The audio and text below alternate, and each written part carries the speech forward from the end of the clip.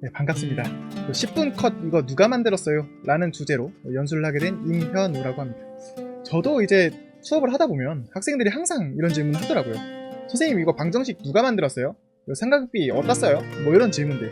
물론 이제 학생들이 이런 질문을 하는 목적은 명확합니다. 뭐 누가 만들었는지 대답을 해주면 그 타임머신을 타고 과거로 돌아가서 그 수학자를 뭐 이렇게 하고 싶은 거지만 사실 이런 학생들의 질문에 적당히 대답을 잘 할 수 있다면 오히려 학생들의 흥미를 끌어오고 학생의 관심을 수업 현장 속으로 불러들일 수 있는 좋은 수업 소재가 될 수 있는데요. 문제는 저희가 역사 전문가는 아니라는 거죠. 우리가 모든 수학 개념에 어떤 수학자들이 참여했고 발전시켰는지 알 수는 없습니다. 그래서 제가 한번 정리해봤습니다. 중학교 1학년부터 3학년 거의 모든 단원의 모든 개념에 대해서 관련된 수학자가 누가 있는지 이렇게 한번 10분 안에 설명을 드리려고 쭉 모아봤고요. 선생님들도 이 영상 보시면서 이제 한 단원당 한 10초 정도밖에 안 걸리거든요. 그래서 저장해 두시고 수업 들어가시기 전에 오늘 배울 내용은 누가 만들었구나 이런 거 살짝 보고 가시면은 학생들의 이런 질문들에 능숙하게 대처하실 수 있지 않을까 이런 생각이 듭니다. 자, 그러면 지금부터 같이 한번 달려봅시다. 일단 중학교 첫 단원 소수와 합성수인데요. 일단 수 하면 제일 먼저 떠올려야 되는 수학자가 피타고라스입니다. 수를 신으로 숭배했던 사람이기 때문에 거의 모든 종류의 수에 발전에 기여했습니다. 에라토스테네스는 많이 알고 계실 것 같아요. 교과서에 있기 때문에. 소수들을 어떻게 해야 빠르게 판별할 수 있는지를 연구한 수학자입니다. 니코마코스라는 수학자도 있는데요. 그 니코마코스 윤리학이랑은 아무런 상관이 없고요. 그 그리스의 수학자인데 그리스의 수학을 수론이라는 책을 통해서 이 다른 나라에 터뜨리는 데 크게 기여를 했습니다. 다음 정수와 유리수입니다. 다시 피타고라스가 나오죠. 특히 피타고라스는 자연수라는 신이 있어서 그 자연수들의 상호작용으로 유리수가 만들어진다 라고 생각했기 때문에 정수와 유리수의 발전에 지대한 기여를 했습니다. 정수와 유리수의 발전하면 빼놓을 수 없는 게 인도 수학인데요. 인도에서 영과 음수 개념을 만들었기 때문에 그 학생들이 지금 배우는 마이너스 누가 만들었어요? 라고 하면 인도 사람들이 만들었어 이렇게 대답하면 될 것 같습니다. 그 대표적인 수학자로 아리아바타를 꼽을 수 있습니다. 그리고 절대값이 좀 재밌는데요.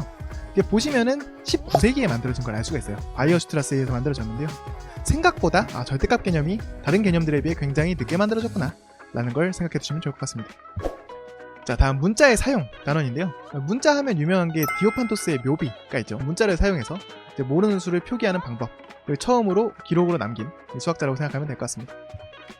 지금 우리가 사용하는 문자의 사용 방식을 체계적으로 정립한 수학자는 비에트라고 보시면 되는데요. 수많은 수학자들이 자신만의 방식으로 문자를 정리했지만 비에트의 방식이 제일 깔끔해서 지금까지 사용되고 있습니다. 1차 방정식 역시 디오판토스입니다. 디오판토스의 묘비 보면 왜 84살을 죽었는지에 대한 문제가 나오죠. 이렇게 디오판토스는 모르는 숫자를 문자로 나타내서 표현하는 방법을 연구를 했고요. 근데 요거를 푸는 방법은 누가 만들었냐? 인도의 브라마구타라고 생각하시면 됩니다. 1차 방정식의 일반적인 해법을 찾아낸 사람이고요. 2차 방정식 역시 좀 특수한 형태의 해를 찾아낸 사람입니다.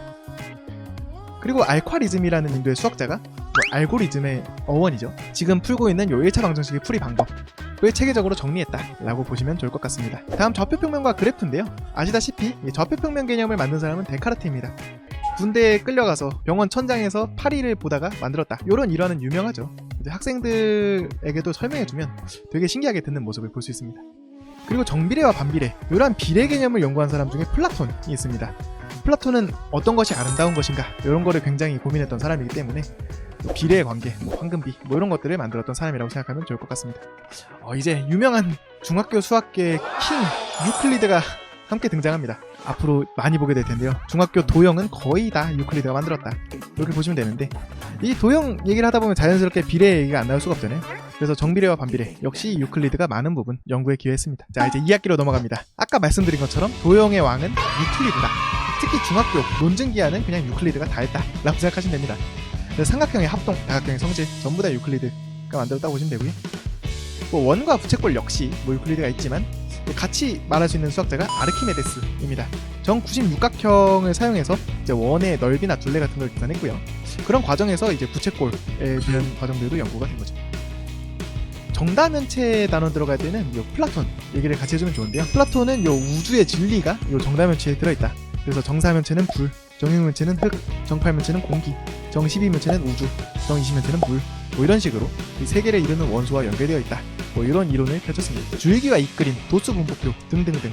중학교 1학년 통계단원을 만든 사람은 존 튜키라고 보시면 됩니다.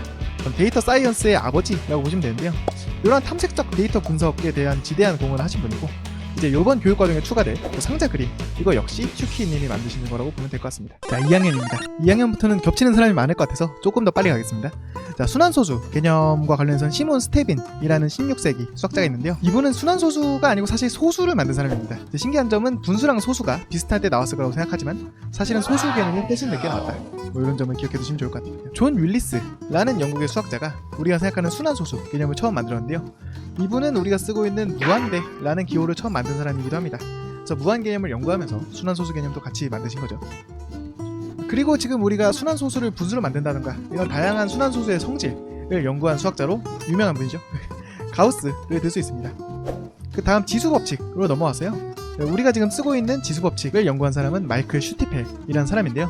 그 사진에 보면 아시겠지만 그 가톨릭 사제에서요, 성직자인데 이제 수학도 하신 그런 분입니다. 그래서 우리가 쓰는 지수법칙, 뭐 음수지수 이런 거를 만든 사람이라고 생각하시면 되고요.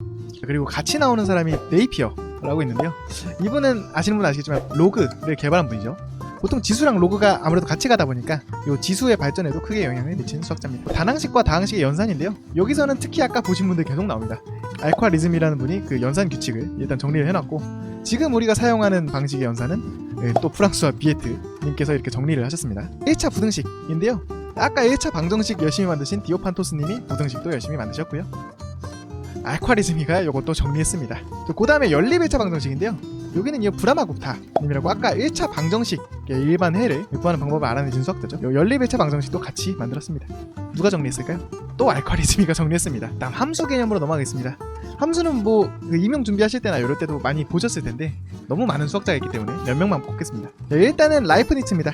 x가 하나 정해지면 y도 따라서 하나 정해진다 라는 이 함수의 정의를 처음으로 만드신 분이고요. 라이프니츠 하면 항상 같이 나오는 뉴턴 얘기도 해주시면 좋습니다. 근데 뉴턴은 뭐 함수의 발전과는 조금 다르지만 이 1차 함수와 관련해서 깊은 연관이 있습니다.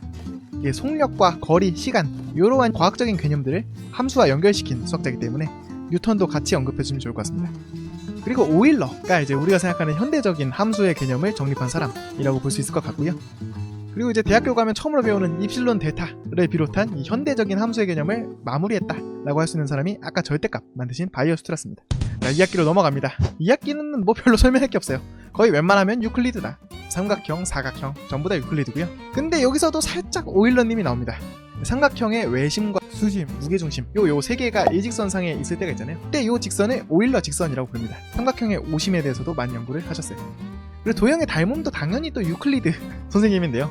여기서는 또 탈레스 님이 엄청난 역할을 하십니다. 거의 닮음계의 지배자 뭐 이렇게 보셔도 될 것 같아요. 뭐 닮은 도형의 성질, 뭐 중점 연결 정리 등등 닮음과 관련된 굉장히 많은 성질을 탈레스가 연구했습니다. 그다음 피타고라스 정리인데요. 피타고라스 정리하면 당연히 피타고라스겠죠. 근데 이제 피타고라스만 얘기하면 재미가 없고 항상 같이 나오는 게 히파소스라는 수학자가 있습니다. 히파소스라는 수학자가 요 피타고라스 정리를 발견했다고 하죠. 근데 그러면서 자연스럽게 무리수의 존재가 대두가 되고, 근데 이제 피타고라스 학파에서는 무리수라는 건 존재할 수가 없다 라는 주장을 했기 때문에 히파소스를 밤에 암살했다 뭐 이런 썰이 있습니다. 이런 얘기 들려주시면 아이들이 엄청 좋아합니다. 자, 이제 경우의 수와 확률인데요. 이제 가장 처음 요 확률 경우의 수 개념을 연구한 사람은 지롤라모 카르다노입니다. 아마 3차 방정식의 해법과 관련해서 타르탈리아랑 싸운 이런 일화를 많이 알고 계실 텐데, 이 확률의 처음 이제 도박을 연구하면서 생긴 거죠. 확률의 시작을 연 수학자라고 볼 수 있겠습니다. 그리고 확률 개념을 체계화한 사람은 블레즈 파스칼인데요. 우리가 알고 있는 기초적인 확률의 개념 이런 것들을 만든 사람을 볼 수 있는데 혼자 만들지 않았습니다. 페르마의 마지막 정리의 그 페르마죠. 페르마와 이렇게 쪽지를 주고받으면서 함께 확률 개념을 연구했다고 합니다. 그리고 우리가 알고 있는 확률의 공리, 뭐 0에서 1 사이다 등등등 이런 걸 만든 사람은 콜모고르프라는 수학자입니다. 자, 빠르게 가보겠습니다. 무리수 하면은 아까 말씀드렸던 히파소스가 피타고라스 정리를 찾아냄으로써 루트 2라는 무리수를 찾아내게 되죠.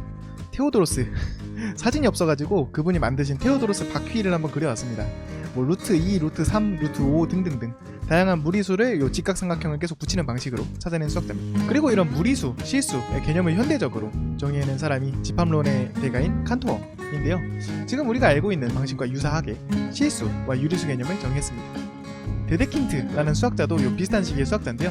요 절단이라는 방법을 통해서 칸토어와 조금 다른 방법으로 유리수 집합, 무리수 집합, 실수 집합, 완비성 등에 대한 증명을 하게 됩니다. 자, 인수분해 2차 방정식으로 넘어오면 다시 또 디오판토스입니다. 근데 디오판토스는 이렇게 체계적으로 하지는 않았고요. 도형을 이용해서 2차 방정식을 계산하는 방법을 연구했습니다. 또 알고리즘입니다. 우리가 지금 쓰고 있는 근의 공식에 거의 비슷한 형태를 만든 게 알고리즘입니다. 바스카라 2세도 유명한데요. 바스카라 2세는 사실 한 일이 되게 많습니다. 파이의 근사값도 찾아내고 피타고라스 정리도 증명하고 여러 가지 일을 했는데 2차 방정식에도 큰 기여를 했습니다. 2차 방정식의 근이 2개다 이런 사실도 밝혀냈고요. 2차 함수로 넘어가겠습니다. 일단은 아폴로니우스가 먼저 나옵니다. 사실 고등학교 교수님들 아시겠지만 2차 곡선에 대한 연구를 많이 하신 분인데 2차 곡선에 2차 함수가 포함되어 있으니까요. 이런 아폴로니우스의 연구를 이어받아서 대수적으로 2차 곡선 2차 함수를 정의한 게 피에르 드 페르마, 우리가 알고 있는 페르마입니다. 그리고 갈릴레이가 있는데요. 사실 1차 함수 때도 들어가야 되는데 너무 사람이 많아가지고 뺐습니다. 등속 운동을 연구하면서 1차 함수 개념을 발전시켰고요. 등 가속도 운동과 등하면서 2차 함수 개념 역시 같이 발달시켰습니다. 같이 나오는 게 뉴턴이죠. 여러가지 물체의 움직임 등을 2차 함수로 표현했습니다. 삼각비입니다. 삼각비는 굉장히 과거 기원전 190년도로 거슬러 올라가는데요. 히파르코스라는 사람 천문학자입니다. 별들과 별들 사이의 거리를 계산하기 위해서 삼각법이라는 걸 만들어냈고요. 이것을 조금 더 발전시킨 게 프톨레마이오스라는 마찬가지로 천문학자입니다. 프톨레마이오스는 사실 천동설로 유명하죠. 그래서 천동설을 믿었다 이러면 우리 약간 되게 멍청한 사람이구나 약간 이렇게 잘못 생각하는 경우가 있는데 사실은 수학계에도 지대한 발전을 미친 대단한 수학자다 이런 사실도 생각해보면 의미가 있을 것 같습니다. 원의 성질은 거의 탈레스가 했다고 보시면 되고요. 역시나 유클리드도 같이 나옵니다. 아까 나왔던 아폴로니우스의 원 유명하죠. 역시 같이 나오고요. 넘어가겠습니다. 이제 마지막 단원 대표값과 산포도인데요. 이 부분은 거의 프랜시스 골턴이라는 분이 거의 다 만드셨다고 보도 됩니다.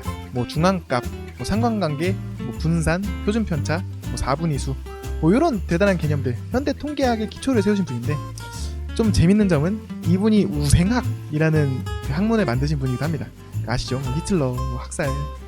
그래서 어떻게 보면 모든 학문의 발전이 양과 음이 있다. 좋은 점과 나쁜 점이 있다. 이런 점을 생각해 볼 수 있을 것 같습니다. 우생학이 많은 사람들을 또 죽였지만 또 많은 사람을 살리는 역할도 하게 되는 거죠. 통계학을 발전시켰으니까. 같이 나온 사람이 칼 피어슨이라는 수리 통계학의 아버지라고 불리는 사람입니다. 이분도 역시 우생학부 교수고요. 좀 재밌는 점이 원래 칼, CARL인데 칼 마르크스를 동경해서 C를 K로 바꿨다. 이런 일화가 있습니다. 자, 아무튼 여기까지 해서 10분 컷 수학자들을 알아봤는데요. 하다 보니까 10분이 좀 넘었습니다. 역시 사람이 너무 많네요. 자, 어떻게 도움이 되셨으면 좋겠습니다. 요 영상 저장하셔서 나중에 수업하시기 전에 짧게 보고 가시면 좀 도움이 되지 않을까 싶습니다. 감사합니다.